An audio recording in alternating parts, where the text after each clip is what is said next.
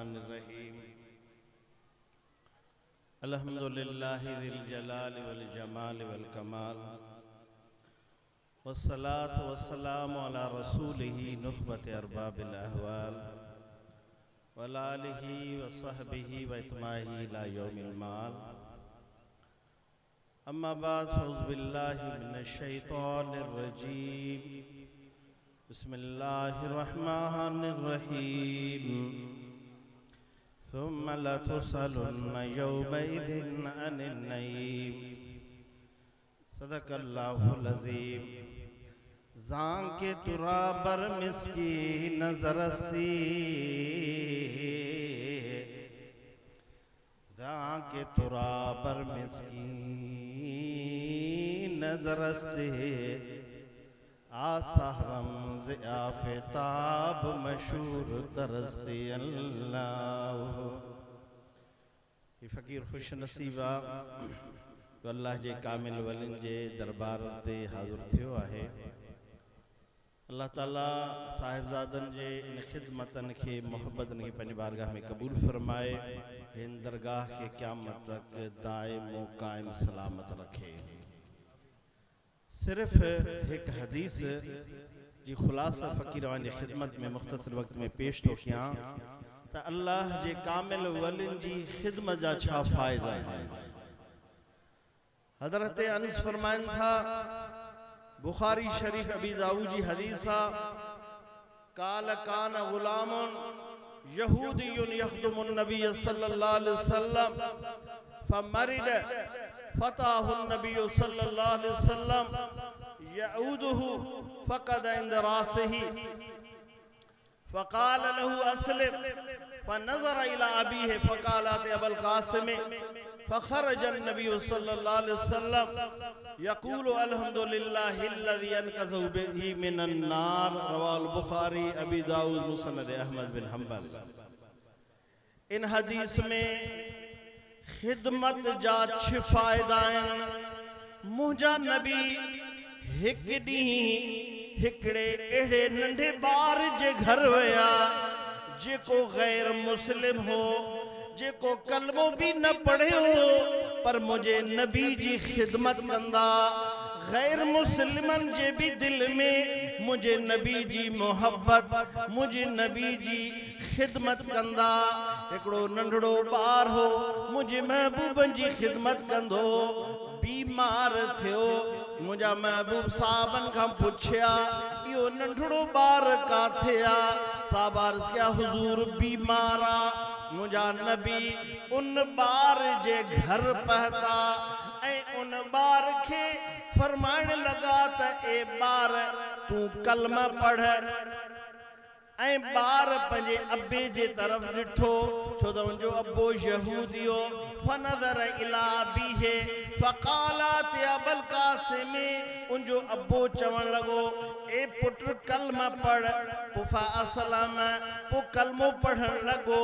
कलमे खां बाद मुझा नबी उथिया पर अंस फरमाइन था मुझे नबी जे जुबान ते लफ्ज़ जारिया। मुझा नबी फरमायो ओ सहाबियो अवां खे मुबारक हुजे, सब तारीफ़ मुझे रब जे लाया जेको हिन ॿार खे दोज़ख मां आज़ाद कयो पर मुझे सदके। इन ॿार खे खिदमत जा छ फ़ायदा मिला। एक फ़ायदो उनके ही मिलो, मुझा नबी उनके घर वया। अवां अंदाज़ो कयो, पंहिंजे दिल खां पुछो, जंहिंजे घर में मुझा नबी वञन ये समझ उनके फ़ायदो आहे। असां छो गॾु थियूं महबूब ख्वाब में अचन, महबूबन जी ज़ियारत है।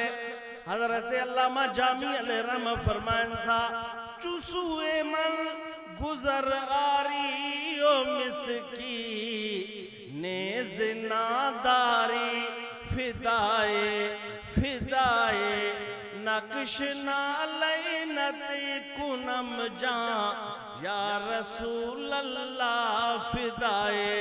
जामी था फरमाए ओ मुझा महबूब अगर अवां मुझे घर में अचो मां गरीब जरूर आं मिस्कीन जरूर आं मुझा महबूब अवां जा कदम मुझे घर जे सहन ते लगन उन कदमन ते जामी पंजी जान कुर्बान कंदो उन बार जे घर में मुझा महबूब पता इहो उन बार के एक फायदो थियो बेओ फायदो इन बार के ही थियो मुझा महबूब फरमायो कलमा पढ़ हुजूर जी उनके कलमे जी दावत देण इहो उनके पियो फायदो मिलियो पंजे अब्बे जे तरफ डिठा उनजो अब्बो भी उनके हाउ कयो अब्बा जी पुट के हाउ करण उन बार के टे फायदा मिलिया फअस्लम छो त बीमार हो इन बीमारी जे विच में वफात करे सगिया पर कलम भी नसीब थियस उन बार के चार फायदा मिलिया पर मुझा नबी पंजी जुबान सा ऐलान फरमायो पर फरमायो हिन बार के रब मुझे करे दोज़ख मां आजाद कयो ऐलान महबूब कया अवां उलमान का बुधंदायो कुछ सहाबा कलमा पढ़या पर उन जी किस्मत में मुर्तद भी थिया पर मुझा नबी पंजी इल्म गैब सा इनके नवाज़या इख्तियारी सुल्तनत सा इनके नवाज़या पाणो फरमायो ही जन्नती आए दोज़ख ऐलान थी वो तकदीर में लिखजी वो इन बार के पंज फायदा मिलिया छो फायदो इनके बार के ही मिलियो मुझा नबी इन बार जी नालो अब्दुल कुद्दूस रखिया सुभान अल्लाह ए मुजादा अल्लाह जे कामिल वलीन सा प्यार कयो उनन सा मोहब्बत रखो अवां के साहबजादा बुधायो उन अकीदत मोहब्बत सा सब कुछ अल्लाह जे वलीन जे दर ते मिलंदो मुजादा यहाँ पे अरबी में अनकज़हू सिर्फ हुजूर न फरमायो अनकज़हू बी रब मुझे करे अल्लाह मुझे करे इन बार के जन्नत अता फरमायो मालूम थियो ॾियण वारो रब्बा पर सदके मुझे महबूब जे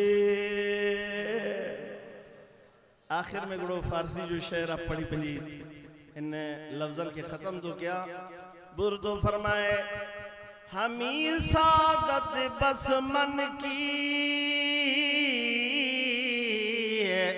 हमी सादत मन बस के चूमरा बीनी कि बर दिलत गुजरदी कि गदा असीर मनस्ती मुरीद तो चाहे तो मुझा मुर्शिद मुझा साईं मुझी जिंदगी इन में या मुझी बादशाही इन में आ मुझी कामयाबी इन में आ सिर्फ एक भेरो अवां जे दिल ता गुजरे सिर्फ मुझा मुर्शिद मां के फरमायन ही फकीर मुझो आहे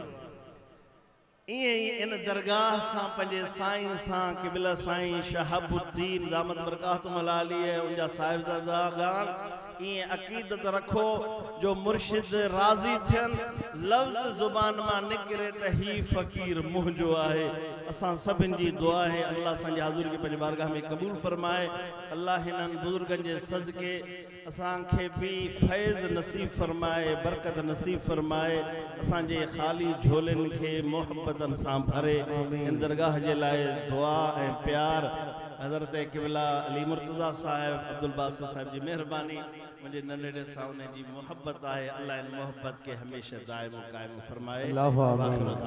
अल्लाहु आमीन। जमात सबूरी जी